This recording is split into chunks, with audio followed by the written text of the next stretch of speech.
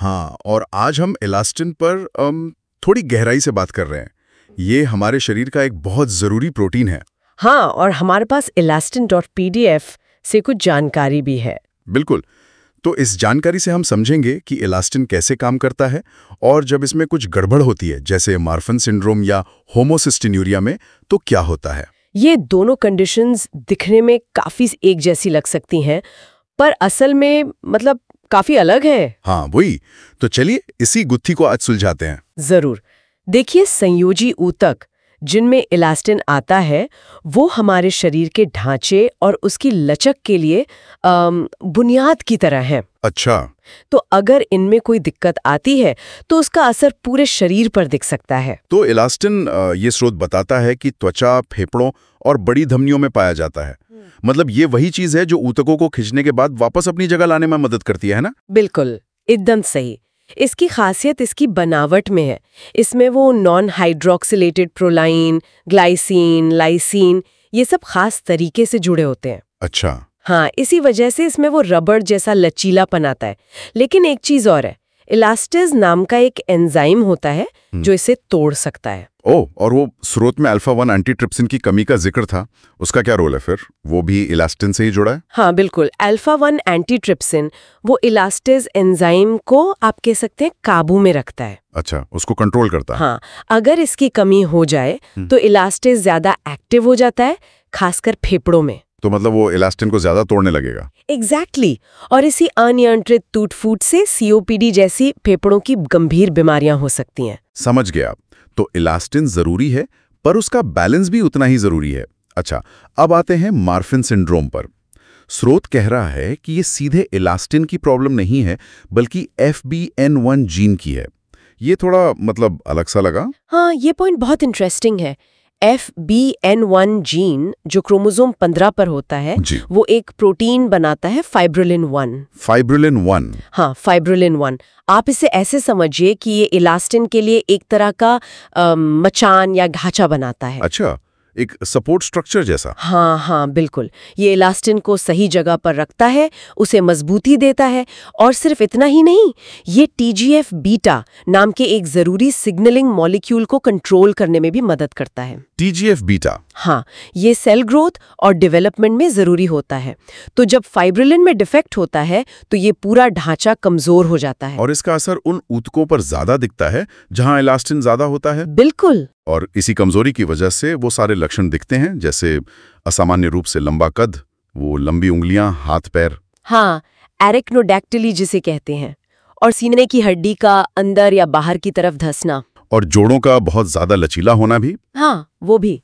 लेकिन सबसे बड़ी चिंता की बात जो स्रोत भी बताता है वो है महाधमनी, मतलब एओर्टा। हाँ, दिन से निकलने वाली मेन आर्टरी। सही। उसकी जड़ कमजोर होकर फैल सकती है, जिसे डायलेशन कहते हैं, या फिर वो फट भी सकती है, जिसे डिसेक्शन कहते हैं। ये जानलेवा हो सकता है। ये तो काफी गंभीर है। और आंखों वाला लक्षण? हाँ, आंखों में जो लेंस होता है वो अपनी जगह से ऊपर और बाहर की तरफ खिसक जाता है, मतलब अपवर्ड और टेम्पोरल डिसलोकेशन। ये भी एक बड़ा संकेत है। लेकिन इसमें इंटेलिजेंस पर असर नहीं पड़ता है ना? नहीं, आमतौर पर बौद्धिक क्षमता सामान्य रहती है। और ये बीमारी मतलब पेरेंट्स से बच्चों में कैसे आती है? ये ऑटोसोमल डोमिनेंट तरीके से आती है। मतलब अगर माँ या बाप में से किसी एक में भी ये डिफेक्टिव FBN1 जीन है तो बच्चे में ये सिंड्रोम होने का चांस रहता है। ओके, ठीक है। अब आते हैं होमोसिस्टिन्यूरिया पर। स्रोत कहता है कि इसमें भी लंबा कद और हड्डियों की दिक्कतें हो सकती हैं, जो इसे थोड़ा बहुत मार्फन जैसा दिखाता है। तो यहाँ क्या अलग है? हाँ, यहीं पर बात दिलचस्प हो जाती है। जो बाहरी समानताएं हैं वो कंफ्यूज कर सकती हैं। होमोसिस्टिनूरिया की वजह आमतौर पर एक एंजाइम की कमी होती है, सिस्टाथियोनिन सिंथेस। सिस्टाथियोनिन सिंथेस। हाँ, ये एंजाइम शरीर में होमोसिस्टीन नाम के एक अमीनो एसिड को प्रोसेस करने के लिए जरूरी है। जब ये एंजाइम ठीक से काम नहीं करता तो होमोसिस्टीन खून में जमा होने लगता है। और इसके और मार्फन सिंड्रोम के बीच मुख्य अंतर क्या है फिर? कई जरूरी अंतर हैं। पहला, जैसा आपने कहा, मार्फन में बुद्धि सामान्य रहती है, पर होमोसिस्टिनूरिया में अक्सर, मतलब हमेशा नहीं, पर अक्सर बौद्धिक क्षमता में कुछ कमी देखी जाती है। अच्छा। दूसरा बड़ा अंतर है खून की नसों से जुड़ा। मार्फन में मेन खतरा एओर्टा का है, पर होमोसिस्टिन्यूरिया में खून के थक्के जमने का, यानी थ्रोम्बोसिस का खतरा बहुत ज्यादा होता है। थ्रोम्बोसिस क्योंकि क्यों? वो जो बढ़ा हुआ होमोसिस्टीन है वो खून की नसों की अंदरूनी परत को नुकसान पहुंचा सकता है, जिससे क्लॉट बनने लगते हैं। ओह, और तीसरा अंतर? आंखों का लेंस। मार्फिन में हमने कहा था ऊपर और बाहर की तरफ खिसकता है ना, अपोटेम्पोरल। यहाँ उल्टा होता है।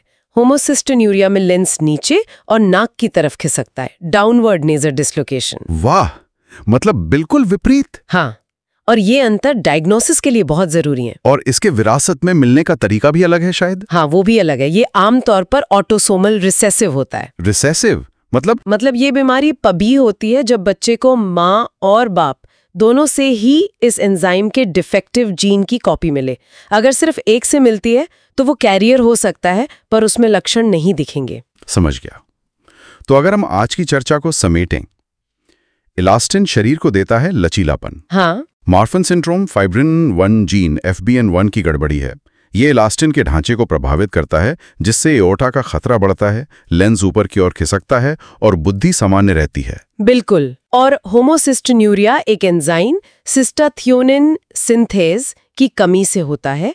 इससे खून में होमोसिस्टीन बढ़ता है। इससे थ्रोम्बोसिस का खतरा, लेंस का नीचे की ओर खिसकना और अक्सर बौद्धिक क्षमता में कमी जैसे लक्षण दिखते हैं। सही। और इन मॉलिक्यूलर डिटेल्स को समझना सिर्फ सही डायग्नोसिस के लिए ही नहीं, बल्कि मरीज की देखभाल कैसे करनी है, उसकी योजना बनाने और जो खास खतरे हैं जैसे एओर्टा फटना बनाम खून के थक्के जमना, उनका अंदाजा लगाने के लिए भी बहुत महत्वपूर्ण है। ये वाकई में मतलब सोचने वाली बात है कि कैसे एक जीन या एक एंजाइम में छोटा सा बदलाव शरीर पर इतने बड़े और इतने अलग अलग तरह के असर डाल सकता है ना? बिल्कुल। और श्रोताओं के लिए भी ये सोचने का एक बिंदु हो सकता है, हमारे शरीर में आणविक स्तर पर ऐसी और कितनी प्रक्रियाएं होंगी जहां एक छोटा सा बदलाव इतने अलग और जटिल नतीजे ला सकता है। ये जीव विज्ञान की जटिलता और उसकी सुंदरता दोनों को दिखाता है।